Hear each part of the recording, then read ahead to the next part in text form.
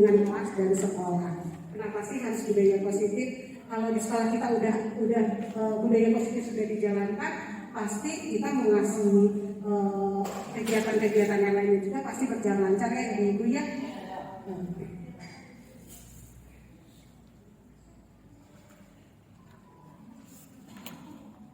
Nah, sebelumnya saya mau ajak permainan dikit ya. Judulnya ini cobalah buka. Nah, nanti ibu-ibu boleh nih cari pasangannya ya berdua. Nanti yang satu jadi A, yang satu jadi B. Nah, permainannya seperti ini. Jadi yang A itu boleh dengan tangannya seperti ini, lalu anggap di tangannya ibu itu ada sesuatu yang sangat berharga. Jadi yang pokoknya dipikirkan ini berharga banget buat ibu saya. Sedangkan yang tugas yang B itu berusaha untuk membuka beberapa tangan yang A, boleh titik, uang ibu, ayo buka gitu. Jadi berusaha membuka yang A juga berusaha untuk membuka. Ini sangat berharga bagi saya. Oke, boleh pun dicari pasangannya ibu. Dua-duaan. Ya, sudah berbadan. Nah, jadi siapa yang jadi dirinya siapa ya?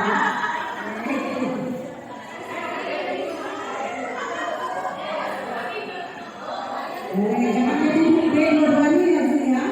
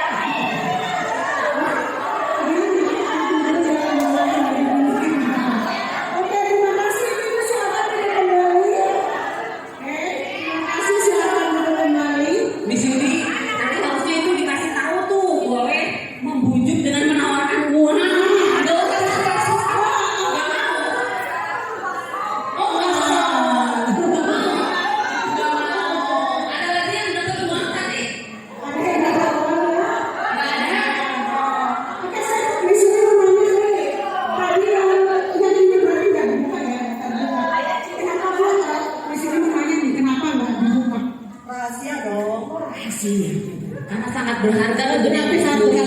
Ada yang gimana? Bakso lawaku, maya sari lawaku. Ada yang berharganya ya. Ada yang rumahnya kira-kira yang ibu. Ada ini ibu. Ini soal kenapa ini bisa dibuka? Bukan hanya dibuka. Ada lagi yang dibuka? Oke. Jadi ada yang ada juga yang tidak. Nah, lanjut ya. Nah, kemungkinan jawaban kita terhadap pertanyaan tadi ya Ibu ya. Pertanyaan pertama dan kedua bervariasi antara yang bersedia membuka dan yang tetap bertahan kepangan tangannya. Yang pertanyaan ketiga, siapakah yang sesungguhnya memegang kontrol ini? Jadi mau dibuka atau mau ditutup sebenarnya yang memegang kontrol itu siapa? Yang tahu. Kalau menurut saya ini sangat berharga. harga mau dikasih duit tahunnya juga akan saya buka. Tapi kalau kata saya kayaknya lebih ya 1 miliar akhirnya saya buka. Jadi sebenarnya yang pegang tangan itu siapa yang Bu? Diri kita sendiri ya, membuka atau menutupnya. Oke, jadi kita itu tergantung dengan kebutuhan dasar kita. Nanti di slide selanjutnya kita ada 5 dasar kebutuhan manusia. Nah, kalau kita hubungkan dengan memiliki apa ya, miskonsepsi tentang guru ya. Jadi kalau kita terus itu beranggapan bahwa guru itu dapat melakukan murid. Lalu bahwa kritik dan membuat orang merasa dapat membuat menguatkan karakter. Lalu semua penguatan positif, efektif dan bermanfaat. Lalu bahwa orang dewasa memiliki hak untuk memaksa. Padahal itu miskonsepsi ya gitu ya. Nah, saya mau nanya nih, apakah makna kata disiplin? Atau pertanyaan saya apa ya? Kalau ibu mengenal kata disiplin, apa itu? Kira-kira apa? Kalau mengenal kata disiplin, menurut ibu gimana? Ada yang mau kasih jawaban? Kalau mengenal kata disiplin apa sih? Apa bu? Taat aturan. Ada lagi? Ya ada kata ibu ini. Kalau dengan kata disiplin itu taat aturan. Coba kita lihat apa sih sebenarnya arti kata disiplin. Ternyata disiplin itu berasal dari bahasa Latin yang artinya disiplina, yang artinya belajar ibu. Nah, makna asal dari kata ini berkonotasi dengan disiplin diri. Disiplin diri membuat orang menggali potensinya menuju sebuah tujuan apa yang dia hargai. Namun, dalam budaya kita, makna kata disiplin telah berubah menjadi sesuatu yang dilakukan seseorang pada orang lain untuk mendapatkan kepatuhan. Betul nggak Bu? Jadi kita malah jadi ini ya, padahal tadi artinya sendiri belajar. Kecenderungan umum adalah menghubungkan kata disiplin dengan ketidaknyamanan, bukan dengan apa yang kita hargai atau pencapaian suatu yang mulia. Nah ini ada yang namanya disiplin positif ya Ibu ya. Apa sih disiplin positif?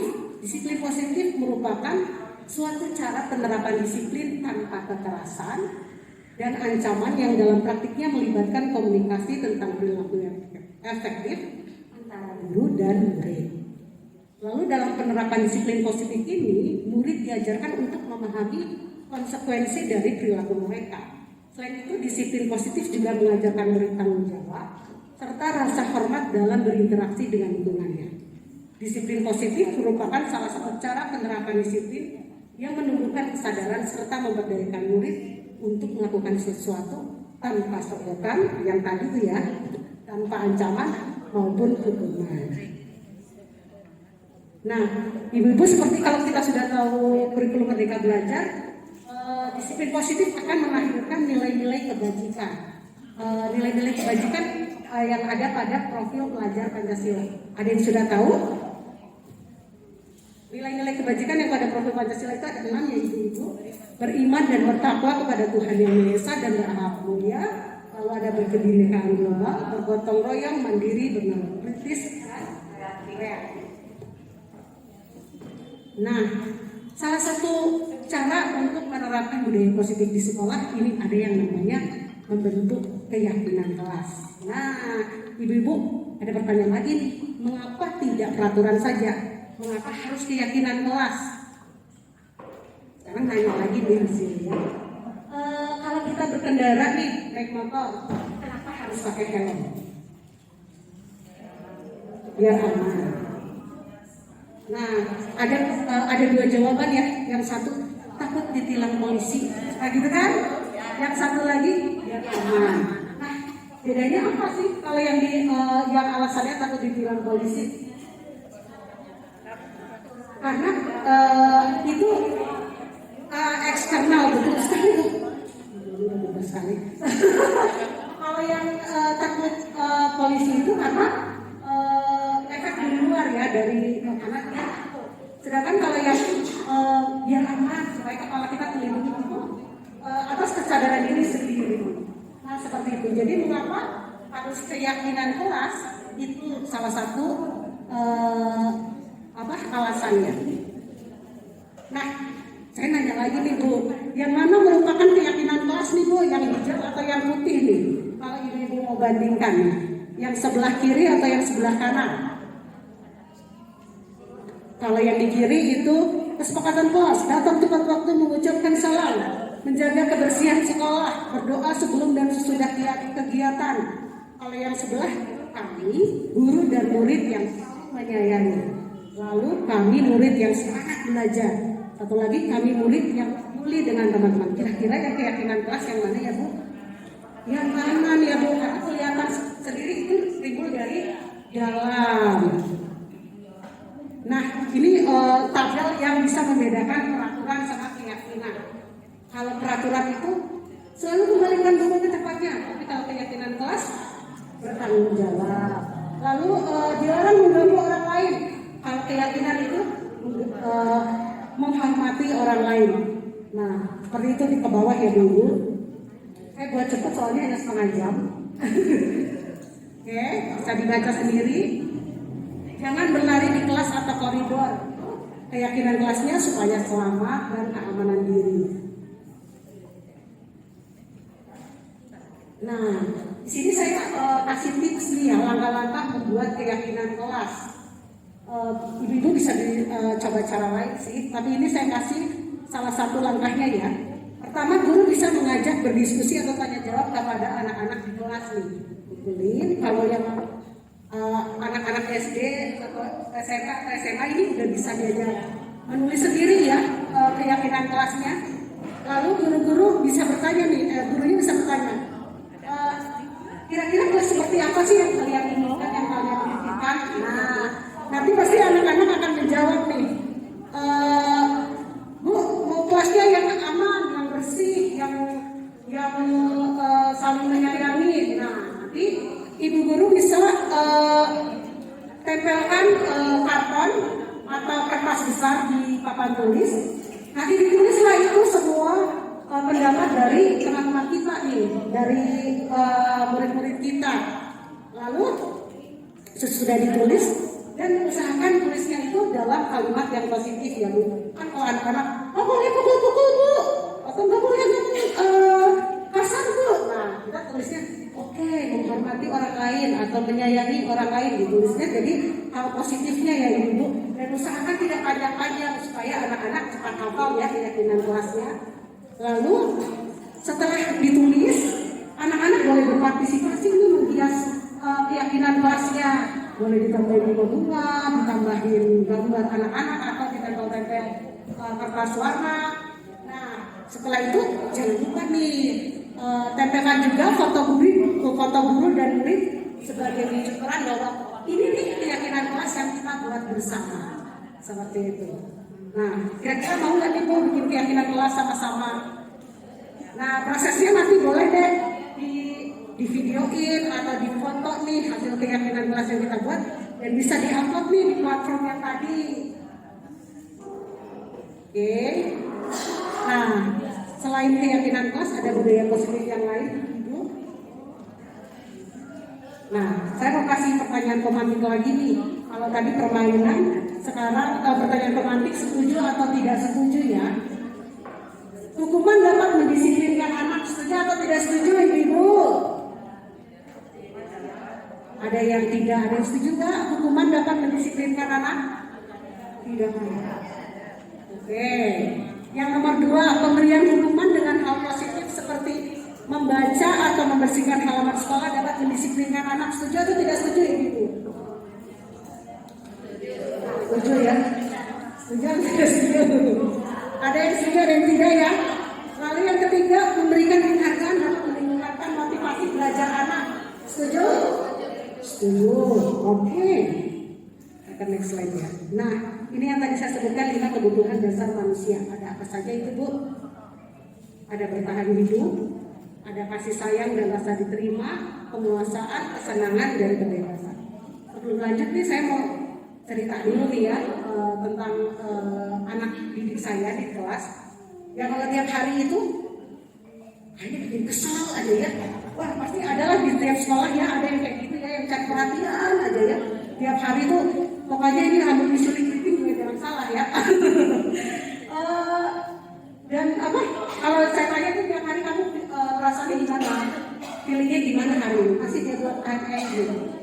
Itu everyday dia bilang kalau dia itu marah. Saya tanya akhirnya lama-lama penasaran ya, kenapa kamu tuh tiap hari marah? Gitu. Akhirnya dia cerita kalau di rumah itu dia itu merasa mamahnya tuh terlalu menekan dianya, lalu apa? Dia itu merasa mamahnya itu lebih sayang kepada adiknya. Jadi di sekolah itu dia cari perhatian ya ibu. Kira-kira nih kebutuhan dasar apa yang bilang dari anak didik saya itu? Kasih sayang dan rasa diterima. Lalu kesenangannya juga karena dia tuh dia bilang mau main ini nggak boleh, mau main itu nggak boleh. Nah, jadi setelah saya belajar ini ya materi 5 dasar kebutuhan manusia, saya kadang-kadang tuh mulai anak-anak didik saya tuh kadang jangan langsung menjudge dia jangan langsung mengadili. Kamu tuh ya, kita kan kadang-kadang apalagi kalau udah capek gitu ya, kita harus tahu itu. Siapa tahu ada kebutuhan dasar dia yang tidak terpenuhi sehingga dia melakukan hal tersebut. Nah, kecil-kecil ya gitu ya, baca nggak? Oke, ini ada yang namanya, jadi kalau kita menghadapi anak-anak yang kayak tadi, saya ini belajar tentang yang namanya 5 posisi kontrol guru. Ada 5, yang satu itu adalah penghukum, yang kedua itu membuat orang merasa bersalah, yang hijau ini ya Bu ya, teman, pemantau dan manajer. Kalau yang penghukum itu biasanya guru berbuat menghardik, menunjuk-nunjuk, menyakiti atau menyindir.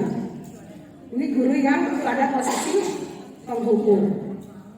Guru itu biasanya kalau di posisi penghukum akan berkata, kalau kamu nggak melakukannya awas ya, awas loh nanti ya sama misi ya. Nah itu biasanya di posisi penghukum. Nah hasilnya apa? Anak akan memberontak, menyalahkan orang lain dan bahkan berbohong karena takut ya ibu-ibu. Nah murid akan berkata nih, biarin aja, nanti juga marah-marah lagi.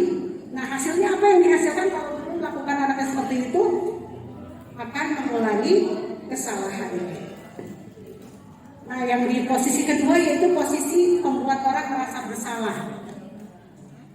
Biasanya guru akan berbuat apa? Berceramah dan mengatakan, aku seharusnya gak gitulah, ibu kecewa deh sama kamu. Nah ini yang membuat merasa kecewa ya anak-anak ya, merasa bersalah ya. Guru akan berkata, kamu tuh seharusnya sudah tahu, ibu tuh capek sekali. Jadi anak itu akan merasa, saya gimana ya, bikin ibu guru sedih. Nah itu membuat anaknya merasa bersalah. Nah hasilnya apa? Jadi menyembunyikan sama berbohong kayak tadi ya ibu-ibu ya. Lalu murid akan berkata, iya Bu, maafkan saya. Dan hasilnya apa? Anak menjadi rendah diri Bu, karena merasa bersalah. Iyalah saya mah gak pinter, atau iyalah saya mah hafal, kayak gitu tuh Bu. Lalu posisi kontrol yang ketiga yaitu teman. Teman itu biasanya guru akan membuat alasan-alasan untuk muridnya. Nah, guru itu biasanya akan berkata, ayolah lakukan demi ibu. Masa kamu tidak mau? Ingat tidak kan ibu waktu itu pernah gini-gini. Jadi menganggap teman juga anaknya. Lalu hasilnya apa? Anaknya itu jadi ketergantungan. Jadi apa-apa harus nanya ke ibu tersebut ya, ke ibu gurunya tersebut. Nah, murid akan berkata, kan ibu guru itu teman saya, kenapa ibu jadi kayak gitu? Jadi hasilnya apa? Jadi lemah, tidak mandiri dan ketergantungan sama gurunya. Nah, posisi yang keempat ada pemantau. Kalau pemantau ini biasanya dia itu guru yang menghitung dan mengukur. Dia akan berkata, ayo apa peraturannya? Nah, kalau nggak gini kamu jadi kalau gini kamu nggak akan dapat ini. Nah itu dia, jadi pakai aturan ya Bu takarannya. Hasilnya apa? Menyesuaikan diri bila diawasi. Jadi kalau nggak diawasi ya udah berbuat seperti itu lagi. Tapi kalau diawasi baru berbuat yang baik. Nah murid akan berkata, Bu, kalau saya berbuat ini apa yang saya dapat? Kalau saya berbuat ini bintangnya berapa? Jadi mereka minta reward ya, kayak gitu. Dan hasilnya apa? Menitik beratkan pada sanksi atau hadiah.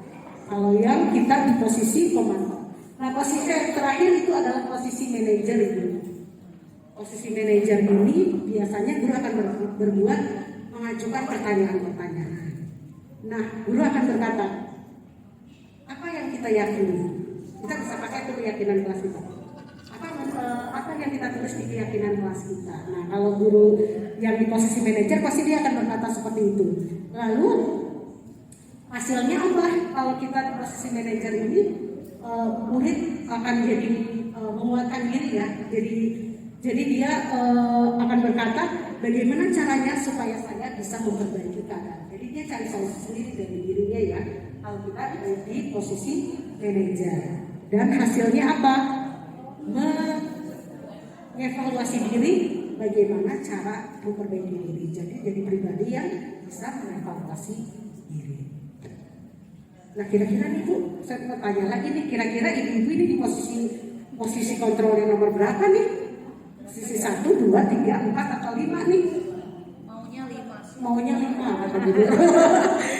Terus terang saya juga belum sampai ke yang posisi 5 ya. Ada apalagi kalau lagi ribu ya Bu ya. Kadang-kadang di posisi 1, kadang-kadang di posisi 2.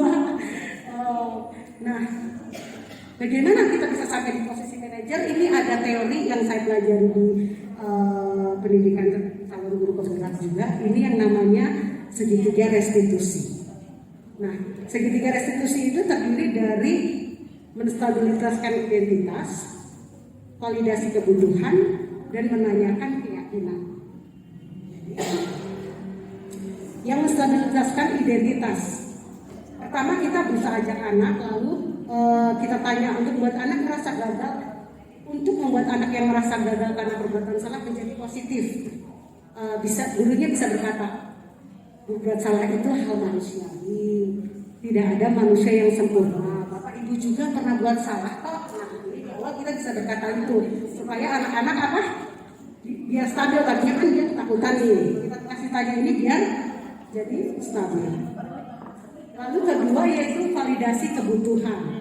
Membantu murid mengenali basic need atau kebutuhan dasar yang ingin dipenuhinya. Tadi 5 kebutuhan dasar manusia apa ini Bu? Power, freedom, love and belonging, fun atau survival. Jadi tadi ya kita harus tahu nih kira-kira dia ini apa sih yang tidak dipenuhi dari 5 kebutuhan dasarnya. Apakah kasih sayangnya atau kebebasannya. Nah guru bisa berkata apa yang penting bagi kamu. Kamu boleh tetap berusaha menjaga sikap itu, tapi tambahkan sikap yang lain. Jadi di sini ada contoh-contohnya ya. Guru berkatanya, okay, next. Menanyakan keyakinan. Anak melihat kesalahannya dihubungkan dengan norma sosial dan nilai-nilai yang mendasari manusia berinteraksi dengan orang lain. Nah ini guru akan berkata, apa nilai yang kita percaya di kelas atau sekolah kita? Apa keyakinan kelas kita? Nah, apa yang kamu rasakan ketika kamu melakukan itu? Kamu menjadi seperti apa? Nah, nanti dia cari refleksi diri lagi. Oh, saya tidak akan berbuat seperti itu lagi. Saya pengen jadi anak yang lebih baik lagi. Beda kan kalau kamu tuh yang salah. Nah, ini kalau kita di posisi manajer dengan menggunakan segitiga restitusi. Mudah-mudahan kita bisa ya Bu ya pakai teori segitiga restitusi ini ya. Saya juga masih belajar untuk menggunakan segitiga restitusi ini supaya lebih lebih sabar dan bijaksana lagi menghadapi anak-anak didik kita. Nah ini juga ada intervensi 30 detik nih ibu-ibu sebelum kita berdiskusi sama anak-anak kita. Ini ada contoh-contoh percakapannya ya. Apakah kamu ingin berbuat lebih baik? Peraturannya apa? Nah, seperti itu. Ada yang mau ditanyakan ibu-ibu?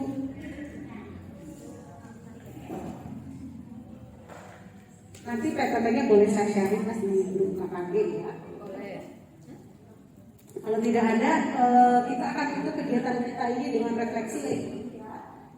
Nah, hal baru apa nih yang mengubah paradigma saya? Lalu perasaan apa yang muncul selama mengikuti sesi ini? Peran guru seperti apakah yang saya lakukan selama ini?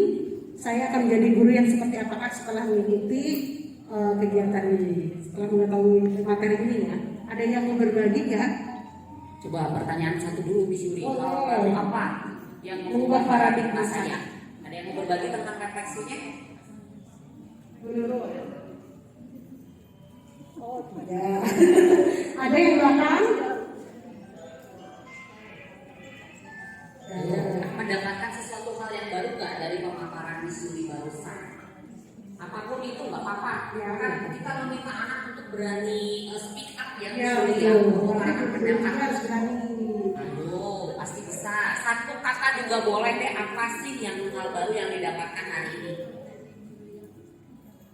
Kayak Bu, benar. Lebih mengenal anak. Oke, jadi Bu. Ada lagi? Benar ya, kita itu harus lebih mengenal anak lagi ya. Iya ya, gimana ya? Yang hal yang kita dapat pada kegiatan ini itu tentang keyakinan. Nah, keyakinan diri kita kan tadi yang disampaikan ke anak, keyakinan kesukaan kita membuat kegiatan kelas. Jadi insya Allah mudah-mudahan kita dapat membuat keyakinan di kelas kita masing-masing ya supaya bisa diupload juga di Merdeka Prajarya. Iya sih. Terima kasih. Pertanyaan nomor 2 Miss Yuri. Oke, perasaan apa yang muncul selama mengikuti sesi ini? Ayo, apa Bu rasanya? Jangan merasa lapar ya Bu.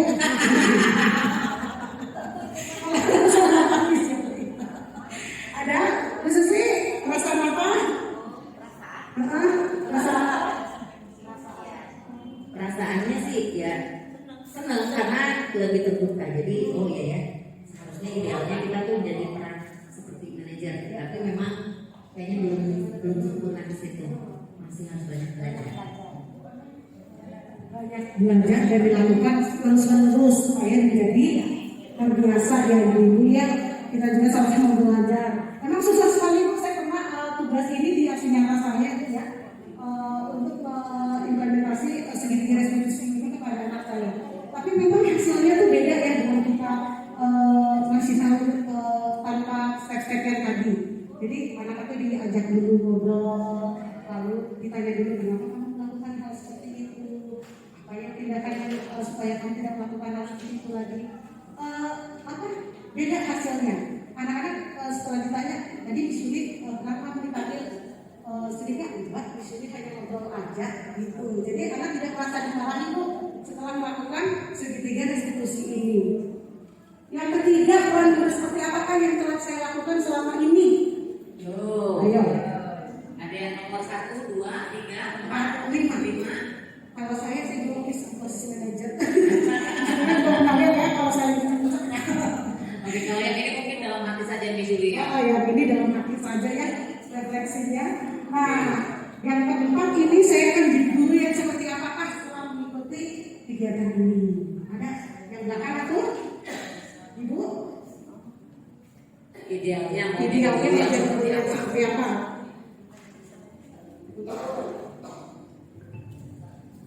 Kalau apa pertanyaannya ideal, mungkin semua memilih yang nomor 5 sebagai manajer ya. Mudah-mudahan setelah adanya materi seperti ini dari Miss Yuri, kita introspeksi diri sebagai guru dalam menghadapi pembelajaran ke anak. Kita upayakan kita rubah menjadi guru sebagai guru ini sebagai manajer seperti itu. Aduh, Emang berat ya ibu ya jadi guru yang di posisi manajer itu.